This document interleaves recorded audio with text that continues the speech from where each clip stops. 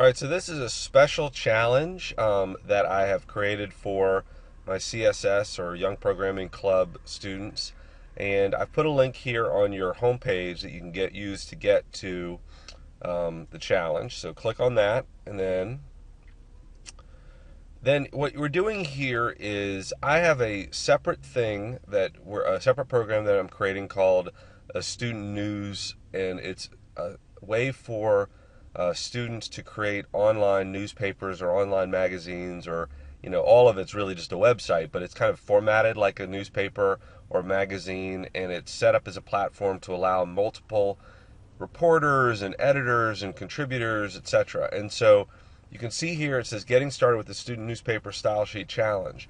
And what we're doing is I have set up the newspaper in such a way where the owner, the editor, or creator of the newspaper can make slight changes in terms of like color and what's the background image or whatever without having to know any code. But I thought it would be fun if I set it up where y'all could create style sheets that different paper creators could use to radically transform the look and feel of their paper. So if you're interested in doing this, and I might make this as a specific bonus lesson moving forward, but if you're interested in doing this, then what you do is follow this rules. First, check out the sample newspaper. You click on this. So this is the sample default page, and it's using a style sheet to make it look this way, right? You see I have a link here. It's called Young Programmers, and if you click on that, it'll take you back to the page. But what we have is we have a navigation bar, we have a header with a background image, we have different headlines and copy, the text copy. And what else do we have? We have the headline or the paper titles, font and color and all that stuff. And I'm going to be making this more and more flexible, like giving people control over the size of the images and in articles whether they can put images and all that stuff. But this is a start. So we go back to Young Programmers.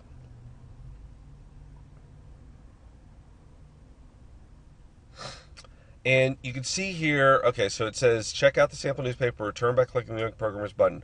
Open up the default style sheet for the newspaper in the rules field. Okay, so that's defaulted in there because of the way we got here. So these are the default style rules for the student newspaper. And you can see here I have a little rule block for different things. Here's the rule block for the navigation bar. Here's the rule block for the display of articles, what the headline looks like, the body copy. And then here's the headline for the banner and the paper title.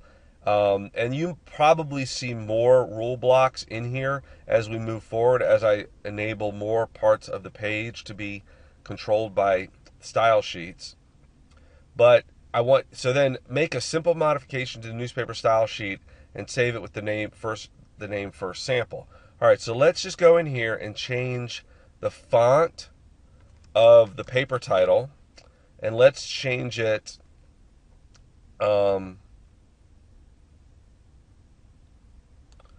to green.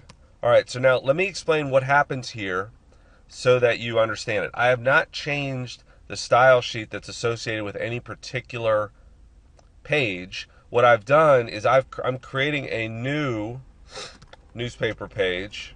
New newspaper page. I know I said to save it as first sample, but I've already saved one as that, so I can't use that name again. So I'm going to save this.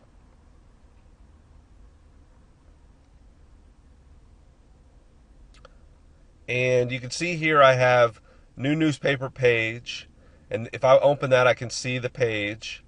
But what I want to do here is I have a link that I've created called newspaper sample, and if I click on that, it's going to take this style sheet and it's going to sort of magically apply it to this newspaper page.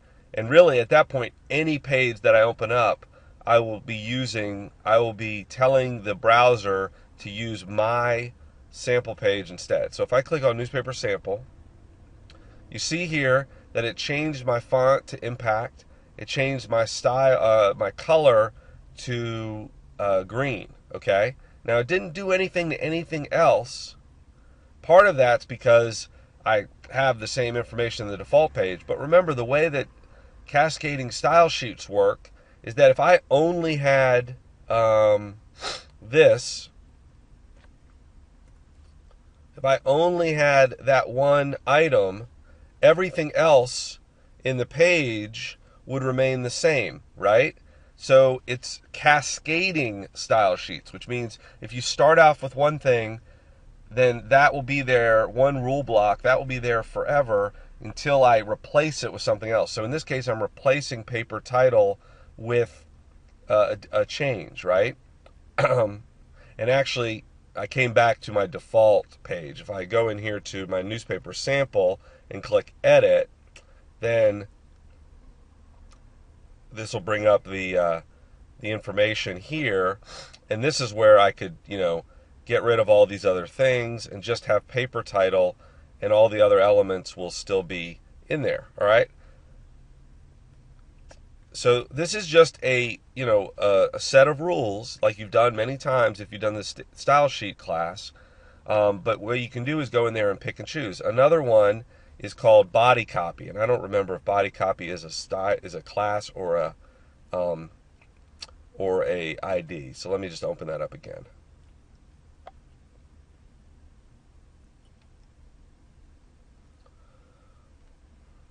Body copy. Okay, so font family Arial, 12 points. So let me change that to font family impact. That's always one that's easy to see. And we'll change that to 20 points. So what this is doing is, in addition to changing the paper title to impact in green, it's also changing the body copy, the article display copy, from font family impact to this, okay? So what you're going to be doing is experimenting. You can go in there and say, let me see what would happen if I do this. Let me see what would happen if I move this around. Let me see what would happen if I added animation here. Animation, you can animate, you can animate things that are already in the page as long as you know what their IDs and classes are, right? So if you wanted to, I don't think I have this set up in this demo, but if you wanted to, you could make these images here spin around. You could make them spin around. I'm thinking as I'm saying, yes, you can make them spin around when somebody hovers over them, right? So this is where you have to experiment a little bit, and you can see here that I have body copy covers this information right here. I didn't remember this. It also has this here. So I'll probably end up having different IDs and tags for this. But what I want you to do is just do this first step, okay? I want you to go over here. I want you to check out the sample newspaper. I want you to open up the default style sheet. I want you to make a simple modification, and then look at your results by clicking the newspaper sample link. And then you can go and return an experiment, and as I said, wait for next steps. As I'm going to be releasing this next week for general population, and I would love to have a few different style sheets that people could choose from. I'm going to have a few in there, and people are right now able to go in and just select their font and their colors, but it would be great to have that kind of diversity and flexibility. So explore with that, and I'll keep an eye on your progress. I'll send you more information next week.